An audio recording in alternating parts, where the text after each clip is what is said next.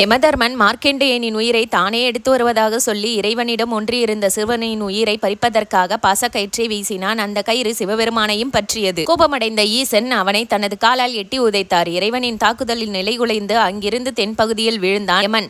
செயலற்று போன அவன் ஒரு சாதாரண கொடியாக மாறிப்போனான். இதனால் யமன் தன்னுடைய பணியை செய்ய முடியாமல் போனது. பூமியில் இருப்பவர்களுக்கு இறப்பே இல்லாமல் போனது. அதைத் தொடர்ந்து பூமியின் பாரம் அதிகமாக தொடங்க பூமியின் அதிக எடையை தாங்க முடியாத பூமி தாய் யமதர்மன் செயலற்று கிடந்த பகுதிக்கு வந்து அங்கு ஒரு சிவலிங்கத்தை உருவாக்கி வழிபடத் தொடங்கினாள். அவளின் வழிபாட்டில் மகிழ்ந்த இறைவன் அவளுடைய வேண்டுகோளை நிறைவேற்றி யமதர்மனை உயிர்ப்பித்தார். பின்பு யமனிடம் சிவபக்தர்களுக்கு இனி மரண பயம் கொடுத்து துன்புறுத்தக்கூடாது எனவும் அறிவுறுத்தினார். யமனும் அதை ஏற்றுக்கொண்டார். சிவபெருமான் யமனுக்கு உயிர் தந்ததால் இந்த ஊருக்கு தருமநல்லூர் என்றும், சிவனின் வீரம் வெளிப்பட்டதால் வீரவநல்லூர் என்றும் பெயர் ஏற்பட்டது. இங்கு உள்ள சிவலிங்கத்தை பூமி தாயே உருவாக்கியதால் இத்தல இறைவன் பூமிநாதர் என அழைக்கப்படுகிறார்.